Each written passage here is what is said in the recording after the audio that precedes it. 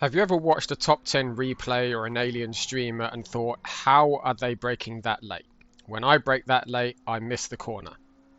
They aren't braking as late as you think they are. Your eyes are playing tricks on you, and I'm going to show you why.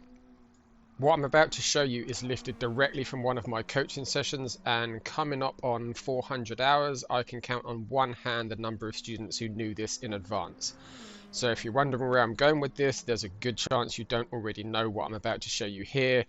I figured it's time to make this a little bit more public because there are more important, more interesting things to talk about with coaching students. As a generalization, people from A rank and down are braking later than top drivers. This is even true for some low A plus drivers. I'm going to show you why you're probably braking too late, how to know if you're braking too late, and how to adjust the braking point for your personal skill level. When you're doing what I'm about to show you here for yourself, you can analyze any of the top 10 replays, current or former. Any replay that has the replay symbol next to it is perfectly sufficient for doing this.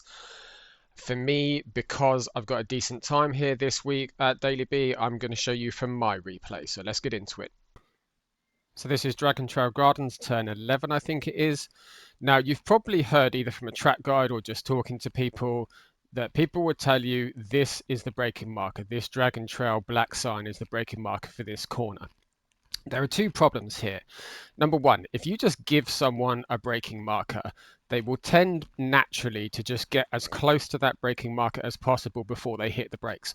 Now, if you watch people that do quality track guides, like for example, Tidgney or Cyrus, listen carefully to what they say, because they will tell you if they're braking before a braking marker, or they'll give you a rough distance that they're braking before a braking marker. Whereas I don't think most people really pay attention to that personally, from coaching anyway. I don't think most people actually hear that. They just see the braking marker and then naturally try to get as close as possible to that braking marker when they brake. And that is just not always what's happening. You need to know where you're braking in relation to that braking marker. The second problem is that if you watch a replay at full speed, it will appear as if the driver is braking later than he actually is. So I'm going to show you that now. So we're just going to let this run a couple of times. I want you to put your eyes on that braking marker and try to estimate where you think I'm braking in relation to that marker.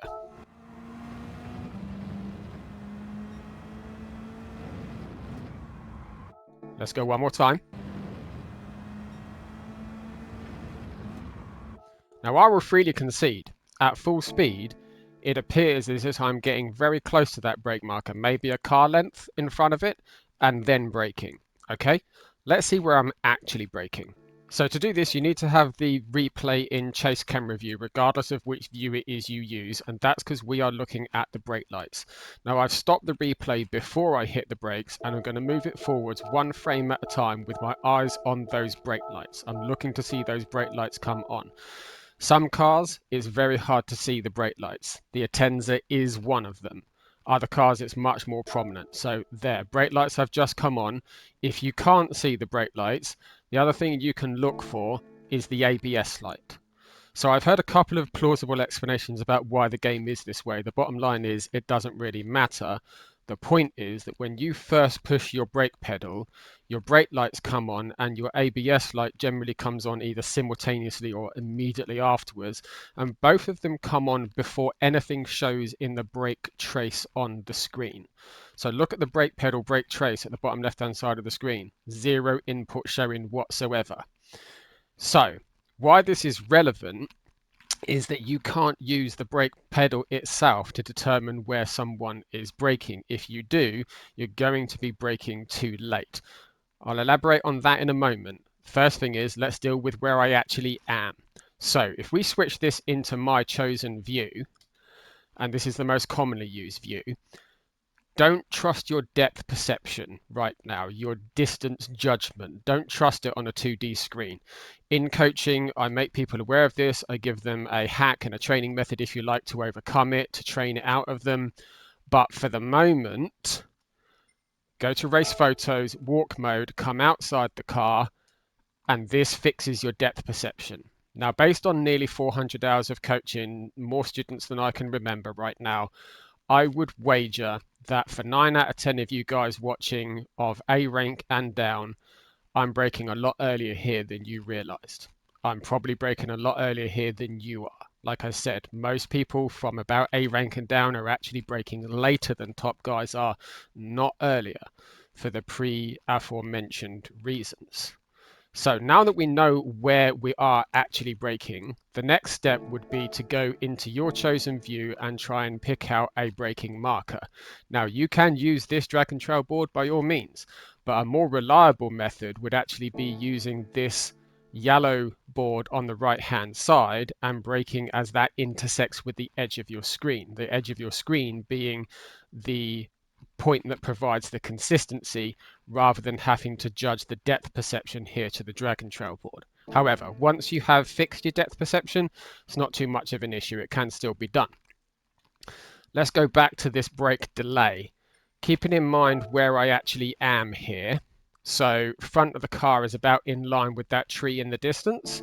Now, most people don't pause replays at all. Most people just watch them at full speed. However, if you did pause them, what most people would do is actually move it forwards until they see some meaningful input on the brake pedal. So it's starting to show a tiny slither of red right there. I'd wager most people would miss that. Most people, if they paused it, would pause it something like that, where you can see a bold slither of red in the brake trace. Now, if we come back outside the car, look how far the car has actually moved.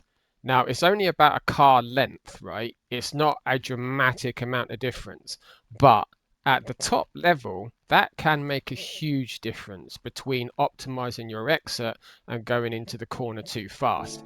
And if you're actually someone who pauses replays at something like that, then it's definitely too late.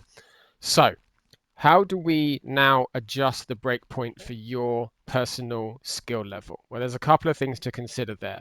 The first thing is, how much speed are you actually bringing from the previous corner? So if you're not exiting the previous corner with the same amount of speed as the ghost that you're chasing, then you are probably going to need to brake a little later than where the ghost is braking. However, it's worth considering you're probably also braking too late coming into the previous corner. So if you actually brake earlier in the first place, this will tend to lean you more towards a slow in, fast out driving style and actually give you the better exit speed that you're looking for. The second thing to consider is when we get to the corner in question itself. Now, if you feel like you're understeering, this goes for any corner, not just this, any corner. If you feel like you're understeering, missing the apex, can't get the full track limit on the inside, you miss the apex, you're running deep, you're getting exit understeer, that's because you're coming into the corner too fast. Now that, of course, that can definitely be also caused by your personal skill with trail braking, coordination with the steering, the racing line, etc. But the first most simple fix to it is to come into the corner slower. How do you do that? Brake earlier. If, however, you feel like the car has reached the requisite speed for the corner, the car is slow enough to go through the corner, so you want to turn into the corner, but you now feel like the corner is in the way, like you're trying to ride the curb and ride the grass, then you've slowed the car down too much for the corner. Again, that can be a trail braking line issue, but the first and most simple fix for it is to brake later. So understeer, brake earlier, turning in and over rotating, brake later. Very simple. But always with the ultimate goal that you should be trying to improve your lines and your trail braking, your car control, etc., to get your braking point in line with where the top 10 replays are braking to begin with. Thanks for watching, guys. Get out of here and go race.